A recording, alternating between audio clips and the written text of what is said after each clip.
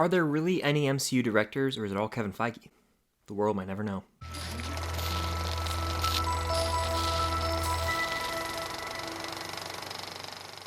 What's going on, guys? I'm Chris, and welcome back to another video. Today, I'm going to be ranking all of the MCU directors. I believe there's 15 if you count pairs as one. With WandaVision in full steam, only 4 episodes left, I decided why not make some more MCU content? It's some of my favorite stuff to talk about.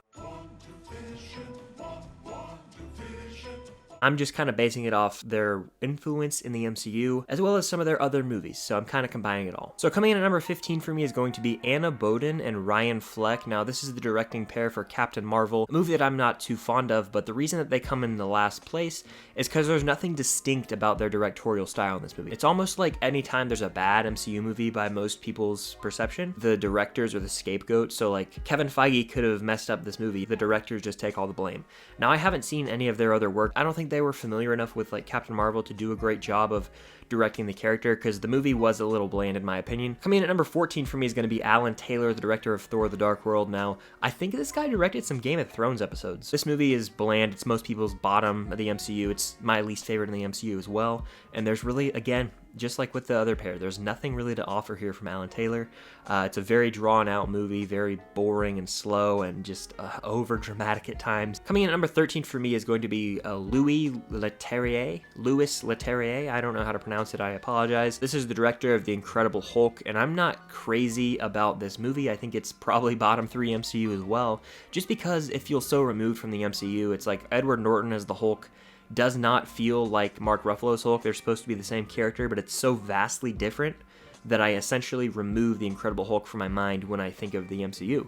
Now, I know Abomination could come back in, I forget which show it is, but one of the MCU shows, which could be a cool little tie-in there, but overall, this director did not bring a lot. Now, there were some cool action scenes, and he had some cool vision when it comes to, like, a Hulk v. Abomination. Coming in at number 12 for me is going to be Kenneth Branagh. Now, he directed Thor, and he is a great actor and director all around. He obviously plays Gilderoy Lockhart in Harry Potter and the Chamber of Secrets. Have to give him some love there. They capture Asgard to perfection, and everything is huge, the Asgard aspects. Now, the Earth elements, I mean, they're all right. It's nothing to write home about. But when they're on Asgard, you can definitely tell that Kenneth Branagh wanted to go big and grand in scale.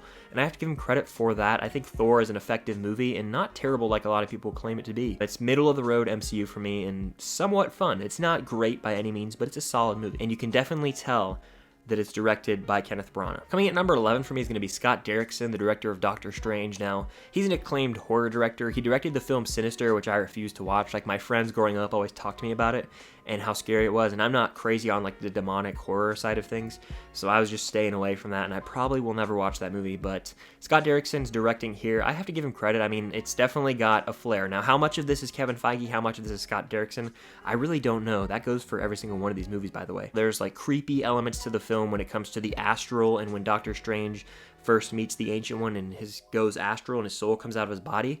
It's trippy from a visual perspective, and the directing there is very well done. But I do know there were some creative differences between him and Marvel, so that's why he's not going to be on Multiverse of Madness, and they actually have Sam Raimi coming in, who would be pretty high on this list in a few years. Coming in at number 10 for me is going to be Shane Black, who directed Iron Man 3. Now, at the time, I did not like Iron Man 3 at all. I was not a fan of the twist revolving the Mandarin, and overall, I was just let down by the lack of Iron Man, if that makes any sense. And I understand that he has to, you know, survive without the suit in this movie, almost like Peter in Homecoming. You can definitely tell that Shane Black directed it because it's got this quippy sense of humor about it, whether that's Tony's relationship with the kid that he meets, or just Tony's and Pepper's dialogue, or even Aldrich Killian's presence. I've heard this said by most people, but like, it doesn't feel like an MCU movie, and I kind of agree with that. It just feels a little out of place in the MCU, if that makes any sense. I don't know if anyone else agrees, if that's a hot take. I think Shane Black does a fine enough job. He definitely puts his stamp on it, so you have to give him credit for that, right? I mean, he stands out among the other directors in the MCU. Coming in at number 9 for me is going to be Joe Johnston, the director of Captain America: The First Avenger. Now, the reason that I put him above Shane Black and others, this is one of the perfect like family movies in the MCU, if that makes any sense. It's just a feel-good movie, essentially, of Captain America doing the right thing,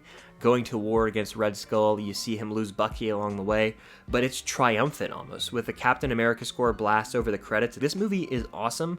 It's a great establishment piece for Captain America America as a character. Joe Johnson just has this childhood charm to all of his movies. Now, I haven't seen The Rocketeer. I've heard that one's great. I gotta watch it. But he does such a great job here. It's just this charming movie that definitely has like the feel-good stamp. Coming in at number 8 for me is going to be Peyton Reed, the director of AntMan and AntMan and the Wasp. Now, truthfully, I don't know if he would have been as high if it weren't for his recent directing of the Chapter 16, Episode 8 of Season 2 of The Mandalorian. Again, that was probably more Filoni and Favreau's influence, but still. But I like the Ant-Man movies because they're so distinct. Peyton Reed does a great job of setting them apart from other MCU movies. They're the comedic relief movies of the MCU. The comedy lands every time, and they're smaller in scale. And they're a little cheesy, they're supposed to be, but they are so much fun to me. Both the Ant-Man movies are just fun escapism from the MCU, sometimes even a breath of fresh air after the events of Avengers Infinity War. You gotta love his directing style here, in my opinion, as he goes for that cheesiness, and it lands both times, in my opinion. They're both just simple stories. They could almost be like TV episodes, if that makes sense, but they work as feature films. I thoroughly enjoy both. They've got a lot of heart to them as well, so I gotta give credit to Peyton Reed. Coming in at number 7 for me is gonna be John Watts, the director of Spider-Man Homecoming and Spider-Man Far From Home. Now, Spider-Man Homecoming has a lot of coming-of-age vibes to it, so I have to give him credit there, and then Far From Home, honestly, I don't know how much he directed that movie. I like Far From Home, I do. I don't hate it like a lot of people. But like involving the Skrulls, involving the Elementals and Mysterio, I just feel like because it goes back on so many things that were already established in the MCU, such as the Civil War callback, I just feel like Kevin Feige was more of the director for this one, at least. John Watts has that coming-of-age feel to both of the movies, in my opinion. Regardless of your opinions on Zendaya as MJ and Peter's relationship, I think that it has a little bit of charm to it in that second movie, and anytime it's just the kids hanging out, I enjoy those moments, so for that reason, I put John Watts fairly high on the list. Alright, so the top 6, they've directed some of the big-name MCU movies, and they have pretty solid careers outside of the MCU. So coming in at number 6 for me is going to be Joss Whedon, who directed Avengers and Avengers Age of Ultron.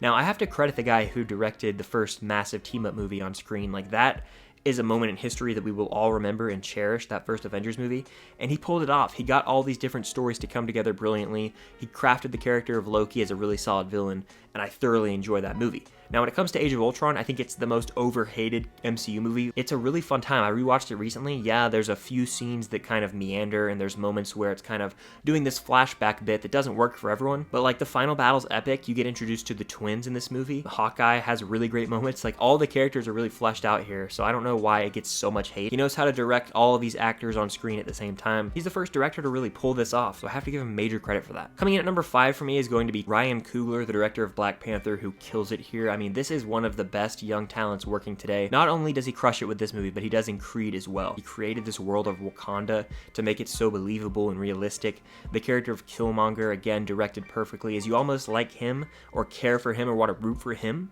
more than the actual hero of the film, which is wild. Now, I don't love Black Panther. I think that it's a solid movie. I think it's a little overhyped, but his directing presence is felt, especially in the movie Creed as well. That's why he's so high, is he revived the Rocky franchise.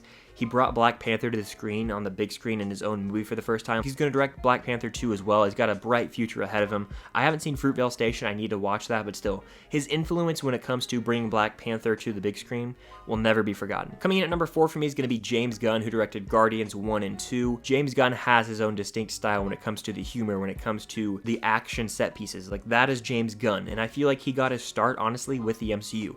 His Suicide Squad movie looks badass, and I know he's getting Guardians 3, so we'll see more of it there.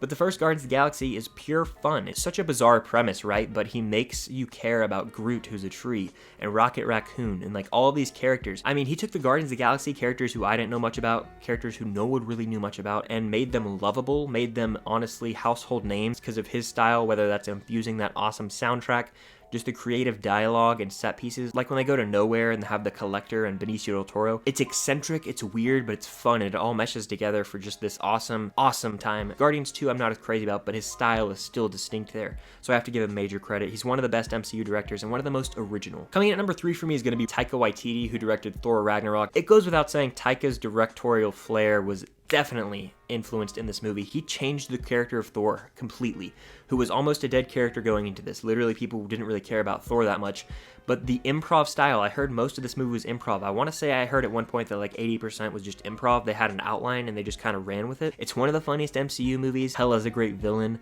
The Grand Master, I feel like, is basically Taika Waititi, just like speaking. Taika Waititi as Korg. I mean, there's so many elements in this movie that just are fun. They revive the character of Thor. It's just fun, lighthearted awesomeness. That's how you know it's Taika Waititi, and I cannot wait for Love and Thunder. Coming in at number 2 for me is going to be Jon Favreau, who directed Iron Man and Iron Man 2. Now, the main reason he made the list is Iron Man, which is one of my favorite comic book movies of all time. Third favorite MCU movie, actually. There was a period of time in 4th grade where I watched it every day for like a week or two. I say that every time I get the chance, just because it's that good and I love Iron Man. Iron Man 2, it's not a great movie. I have nostalgia for it. Yeah, I liked it when I was like 10 or 12. He's directed Elf, which is a holiday classic, Iron Man, which is a comic book classic, and The Jungle Book, which was my favorite Disney live-action remake. So he's high on this list because of his influence in the MCU, but also he just knows how to tell stories. He's also taken over The Mandalorian. He paired with Filoni for Star Wars, paired with Feige, so he clearly knows how to work as a team to establish and create one cohesive vision. And he also plays Happy Hogan. Those damn cheeseburgers. Coming in at number 1 for me, taking the top spot, has to be the Russo Brothers. They directed Winter Soldier, Civil War, Infinity War, and Endgame, the 4 probably biggest movies in the MCU, at least 3 of the biggest movies in the MCU. They established themselves by creating this spy thriller movie with Winter Soldier, then this epic team-up movie in Civil War that introduces Spider-Man and Black Panther and all these characters, and then the culmination of the entire Infinity Saga with Infinity War and Endgame. The 2 biggest movies ever made, I'd argue. Now, it goes without saying this was a collaborative effort from the writers to Kevin Feige, so it's not just the Russo brothers, but they are the directors and they know these characters and they know exactly how to put them on screen at certain times. When it comes to Infinity War, having all these different characters in different places around the galaxy, they know who to pair with who. It's just brilliant directing, in my opinion. The action too, my gosh, there's some great action directors. They even proved that with Extraction, which they produced. They bring some of the most epic action sequences ever to the big screen, especially the directing of the portal sequence, the directing of the Battle of Wakanda and on Titan. I mean, you gotta love the Russo bros. Now, how much will they do outside of the MCU? I'm not sure. They've got Cherry coming out very soon, so we can get a feel for how they are outside of the MCU without Kevin Feige's help. Infinity War and Endgame, if you direct those movies, I mean, the biggest movies of all time, essentially, from a box office perspective, from just a media perspective, coverage-wise, fan-wise, you got to get credit for something. They are the kings of directing when it comes to the MCU right now. I don't see anyone topping them for a while.